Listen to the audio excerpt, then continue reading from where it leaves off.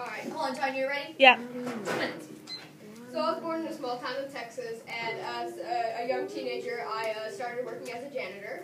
I worked my way up, gaining popularity, and soon I became a senator. And in office as a senator, I worked for rural education, public housing, and government waste. I became the first congressman to volunteer for active duty in the war. Volunteer, hint, hint. I won the primaries and was nicknamed Landslide Lyndon because I won by over 87 votes. I suffered a heart attack at the peak of my congressman career, but through the pain, I came back to serve my country as a congressman again. I ran for vice president with JFK, and obviously we became in office together. And after JFK was tragically shot, I became president after him.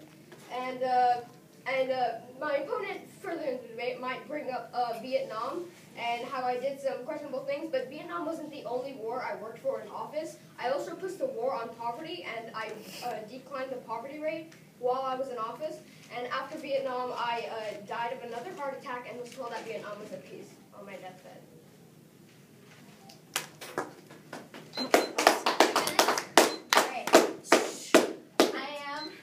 Ima Hogg. I was considered the First Lady of Texas. I donated hundreds of art pieces to Houston's Museum of Fine Arts. I restored Warner Plantation and Bayou Bend, and then donated both to the Texas Arts and Historical Institution. I was the first woman president of the Philosophical Society in Texas. I was on the committee to plan the Kennedy Center, and I was also on the committee to locate historical furniture for the White House. I won many awards in my lifetime, and I also have several awards named after me. I established and managed Houston Symphony Orchestra and was the president of that symphony. And I founded Houston Child Guidance Center to help kids with mental disabilities, and I founded Hogg Foundation for Mental Health. In my middle-aged years, I achieved a seat on the Houston School Board, and I used my position to work to remove gender and race segregation. I established art education program for Black students who are having a rough time. And when I was in my older years, my family founded oil on our farm, and I took every single penny that we earned from that and donated all of it to charity. And I spent my lifetime donating stuff to charity, and I basically donated my life to charity. 1 minute. All right. So people call you the First Lady of Texas. Yeah, that's basically your accomplishment. If you look up Ima Hogg, First Lady of Texas. But you know why? Because your mom married the governor, and your mom loved you so much that she gave the title to you. You did not earn your title of First Lady of Texas. Your mom gave it to you. Pay attention to the word give or gave, because I'm going to be using that a lot, because you didn't earn anything in your life. Your brother came home often as a child, injured for trying to stand up for your name. He got beat up a lot because he was standing up for your name, Ima Hogg. I'm not saying anything, but just at age of 21, you went to New York to study music.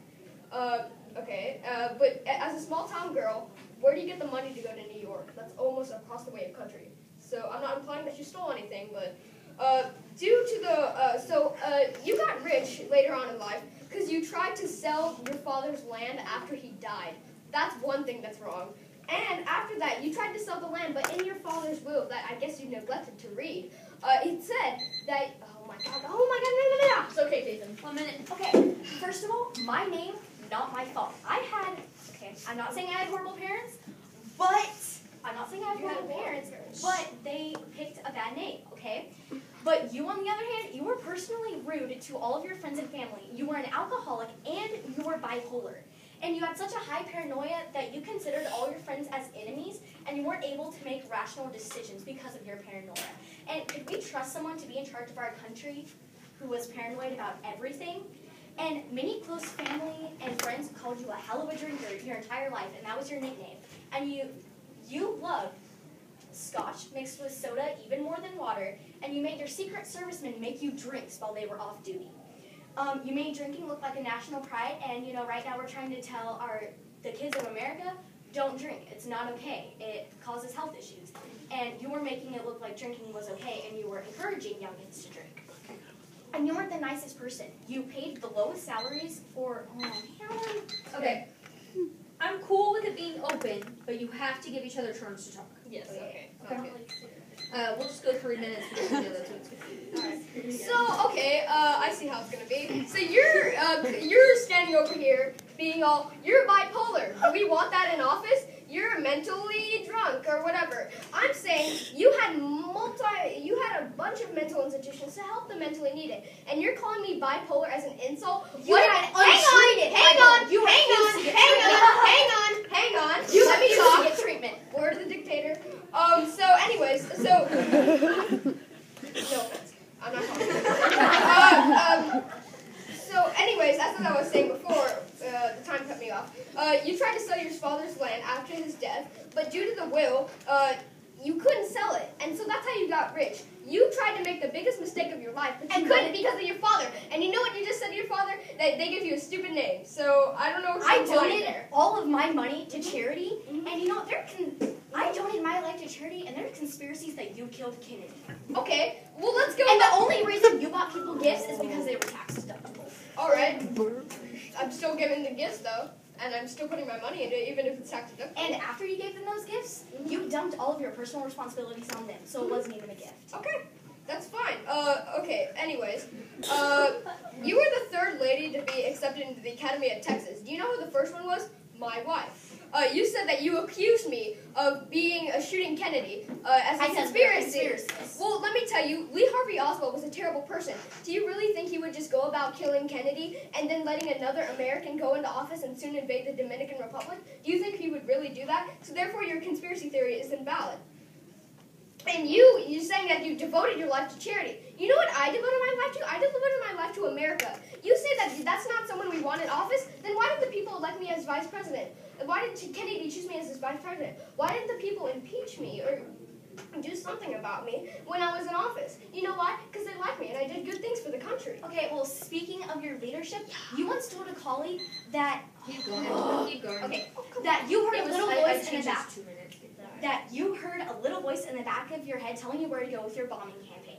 Do we need a leader who follows a little voice in the back of his head or makes decisions based on our country to make America better and do it for the good of our country, or just follows a little voice in the back of his head without making any rational decision? Did that little voice in the back of my head screw me over eventually? No. So I don't see what's the problem. Can you elaborate on the problem at hand? Okay, but say it was a different... Say it was a different problem. Okay, It had a totally different outcome. Yes, but it didn't. But if you keep following that, what's eventually going to happen? Well, I'm dead now, so I'm not following it anymore. And I died of a heart attack, as you did too. So your mom, at a young age, died from tuberculosis, and you said that you devoted your life to charity, and yet you did not devote a single penny to tuberculosis at all. Okay, I donated to many charities, so how do you have proof that I didn't donate anything to charities? And if you haven't noticed, I founded a lot of mental institutions and a lot of hospitals that not only helped kids with mental problems, but I also donated a lot of money to hospitals. Okay, the money is all fine and dandy, but did you even spend a little bit of time at your mental institution, see how things they were going on? You basically donated the money and then left to go cherish your art Because and I donate it to museums. Really, because I found it. If you haven't noticed, almost all of those. Yeah, you found it. Done. Due to time restrictions, we cannot have a closing argument. Are you okay with that? Closing thing, no? Can we just vote right Time now? out. Can we Sit. just have a closing thing? Sit. I'll send an email.